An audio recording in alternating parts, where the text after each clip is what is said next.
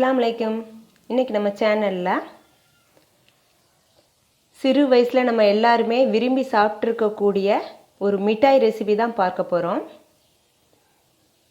மிட்டாய் ரெசிபிக்கு தேவையான பொருள் 100 கிராம் புளி எடுத்து வச்சுருக்கேன், 150 கிராம் வெல்லம், 1 ஸ்பூன் வத்தல் பவுடர், 1 ஸ்பூன் உப்பு.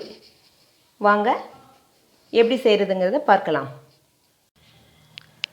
தண்ணி ஊற்றி புளியை ஊற வச்சுக்கிடலாம். கொட்டை நார் இதெல்லாம் இல்லாமல் எடுத்து வச்சுருக்கேன். தேவையான பொருட்களை காமிக்கும் போதே நம்ம என்ன பண்ண போகிறோம் அப்படிங்கிறத கண்டுபிடிச்சிருப்பீங்க. ஆமாம், புளி மிட்டாய் தான் பார்க்க போகிறோம். புளி மிட்டாய்க்கு பிளாக் கலர் புளியாக இருந்தால் நல்லாயிருக்கும். வாங்க ஸ்டவ் ஆன் பண்ணிக்கிடலாம். Stove on பண்ணிக்கிடலாம்.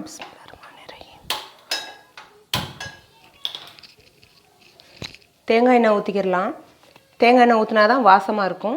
கொஞ்சமாக எண்ணெய் ஊற்றினா போதும்.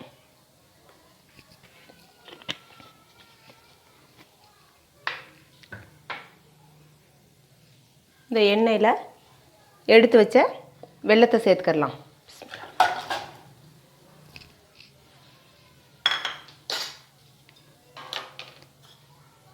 வெல்லம் கரைகிறதுக்காக 1 கப் அளவுக்கு தண்ணி ஊற்றிக்கிடலாம். வெல்லம் நல்லா கரையட்டும்.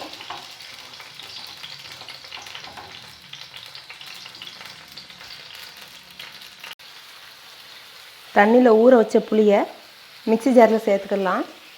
சேர்த்து நல்லா அரைச்சிட்டு வந்துடலாம். நல்லா பேஸ்ட் மாதிரி அரைச்சிட்டு வந்துடணும். இந்த மாதிரி பேஸ்ட்டை அரைச்சி எடுத்துடணும்.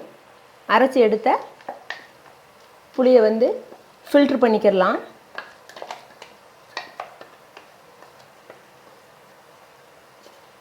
ஃபில்ட்ரு பண்ணி எடுத்துடலாம்.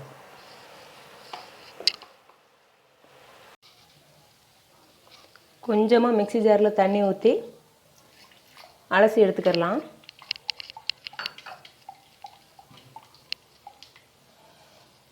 அதையும் ஃபில்ட்ரு பண்ணிக்கிடலாம்.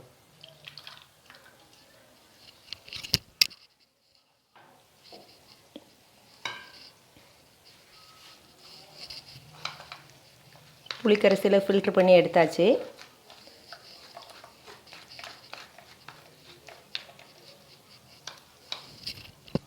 வெல்லம் நல்லா கரைஞ்சிருச்சு. இப்போ புளிக்கரைசலை சேர்த்துக்கிடலாம். நான் ப்ரௌன் கலர் புளி தான் எடுத்திருக்கேன்.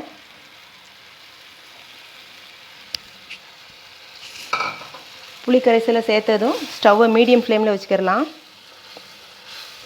மீடியம் ஃப்ளேமில் வச்சு கைவிடாமல் கிண்டிகிட்டே இருக்கணும்.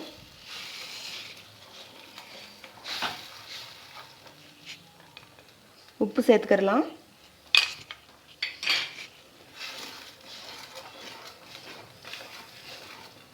உப்பு சேர்த்து கொஞ்சம் கொதி வந்ததும்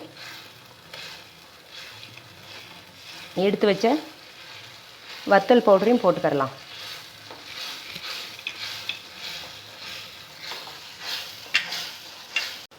நல்லா கொதித்து வருது.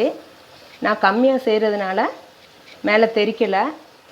அதிகமாக செய்யும்போது மேலே தெறிக்கும். அதனால் கொஞ்சம் தள்ளி நின்று அல்லது பெரிய ஸ்பூனாக போட்டு கலக்கிக்கிட்டு இருக்க வேண்டியதான்.